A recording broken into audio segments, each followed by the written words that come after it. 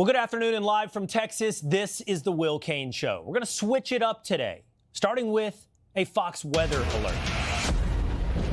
Battening down the hatches here in Dallas and really across most of the country as more than 240 million people in more than 40 states are in the path of a historic winter storm. We're going to bring you the latest, including where exactly it's hitting, when it's starting, and how folks should be preparing in a few minutes. Negative temperatures, though, aren't stopping Minnesota's anti-ice protesters taking to the street for a day of action. It's a pretty big crowd gathered out there this afternoon, holding signs, chanting, the works. While protesters do that, the left is taking to the airwaves with a new favorite narrative. So now ICE is using a 5-year-old boy. A 5-year-old boy. They took him and used him to lure his father out, and now they've detained them both. Any step in the direction of reining in and cutting the funding of an agency that is attacking U.S. citizens, that are kidnapping 5-year-olds, that are using them as bait to open doors, and that are privately circulating that they can violate everyday Americans' constitutional rights by busting into their doors, they deserve to be defunded. Kamala Harris joining in on X. She wrote, Liam Ramos is just a baby. He should be at home with his family, not used as bait by ICE and held in a Texas detention center. I am outraged, and you should be too. Lying by omission, because there's one major detail these Democrats are leaving out. Why is this 5-year-old boy with ICE? DHS says he was abandoned by his illegal immigrant father when he evaded arrest. And as we learned just last hour from DHS, agents even tried to reunite him with his mother. They got this child out of this danger. And Martha, they tried to bring the child into his mother's own custody. She wouldn't take him. This is even after our law enforcement officers told the mother that they would not be taking her into custody. They just wanted to bring her son over. Another former Democratic hopeful, presidential hopeful, trying to address the misreporting.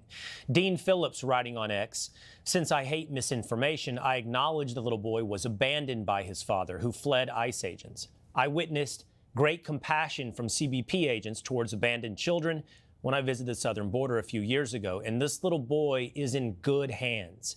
But what's happening in Minneapolis-St. Paul is a stain on all of us as the rights of Americans are being shredded. So close, yet so far. You see, the propaganda war doesn't stop there, so neither will we. Follow me, if you will, over to the wall. First up, a headline from Axios. It reads, immigration detention deaths reach 20-year high under Trump. Now, here is the reality, straight from DHS. There has been no spike in deaths, consistent with data over the last decade. Death rates in custody are at 0.00007%. As bed space has expanded, we have maintained higher standards of care than most prisons that hold U.S. citizens, including providing access to proper medical care. Okay, we move along because there is more, of course, to the propaganda war. This smear campaign has been brewing well before Renee Good's death. It was from back in November. This post was making the rounds. ICE in Charlotte. The guy in the headlock is a restaurant worker. Barbarians. Here is the reality, again laid out by DHS. Wrong again. This illegal alien from Peru is not a restaurant worker. This individual was evading arrest, ran from the scene, and fled into a nearby restaurant. Seen here as law enforcement attempted to rearrest this individual. He became physical with law enforcement, and they used their training and appropriate force. Still, there's more.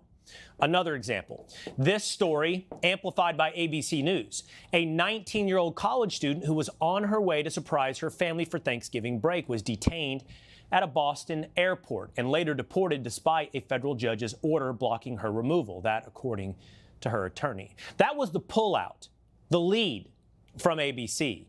Here is the reality, buried at the bottom of ABC's own article.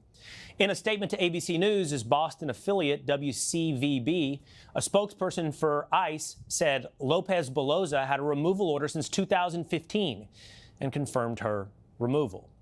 But no amount of claim versus reality can change the fact that once a narrative is out there, it catches catches like wildfire. No one is paying attention to the footnotes or the corrections or the clarifications.